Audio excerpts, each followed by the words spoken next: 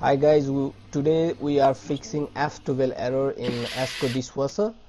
So this is usually a flowmeter sensor problem, but these days some of the F12 error are a PCB error. So in this dishwasher we are changing the PCB for the Asko dishwasher.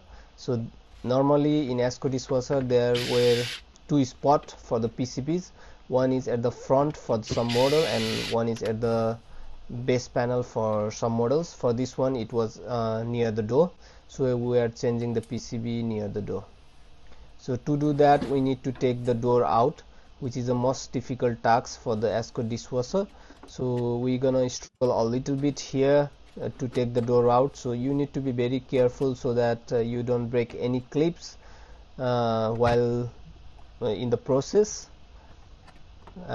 So it's gonna be little hectic if you are doing it for the first time. I prefer you call to a technician, but if you are really confident within yourself, then you can try this task. So even for us it takes like almost 5 minutes to take the door out, even though we are doing this job a lot of times. So the main thing is there is a clip between a door lock, so you need to take that clip out. So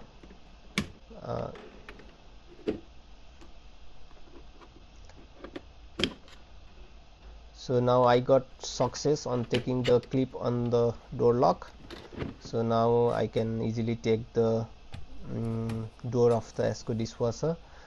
So now we need to disconnect all the wires which is blocking the door to take it away, so that we can't really walk while the wires are connected with the door, and we need to take the wires out from there. So now it can be easy for us to take the PCB from the door panel. So to do so, there are 4 clips at the top of the door and one near the PCBs. So you just need to be a little bit careful here as well, so that you don't break anything.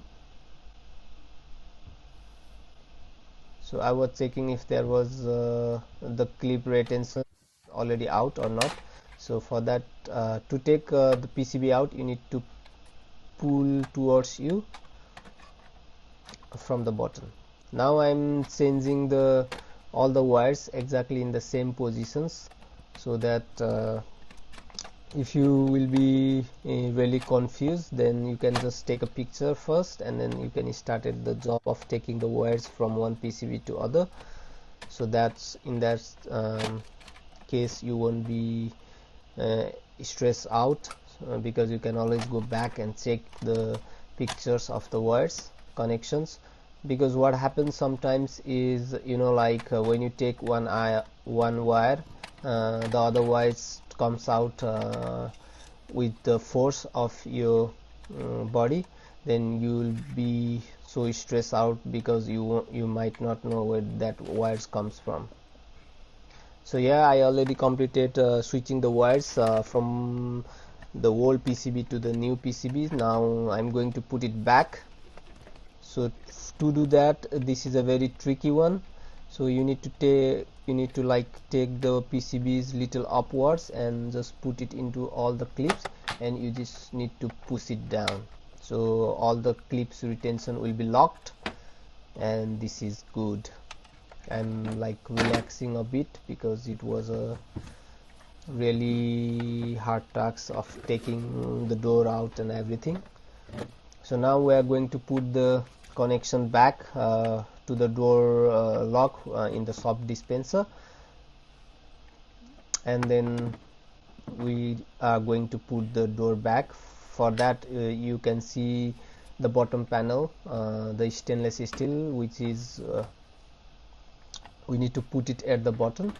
carefully. Now this one just little slide out and put all the clips out. So one thing I forgot to mention you that there is a black clip on the door lock, which I'll take it out there. So it will always fall out while you put the door back in. So what I always do is I put the tape just to hold it firmly to the door, so that you can always clips in and there will be no problem of falling that black clip while you're doing the in the process. So as soon as you clip all the top clips, you can put one screws by holding it firmly. You can always ask someone's help to put the first 2 screws, because it will be so easier. Otherwise the retention of the door clip can fall out, and then you have to do the process again from the start. So here now I'm just putting all the screws back. So you just need to be careful. There are 2 types of screws, all the screws are the metal bit, and only 2 screws are for the plastic bit, which will be putting in the top of the door for the door lock. So you can always see these 2 screws are for the top of the door. So this is how you can always replace the PCB for the Asko dishwasher. And we tested for a moment, and it was working, it was doing okay. So for this customer, the F12 error was intermittent, so it was not always coming out.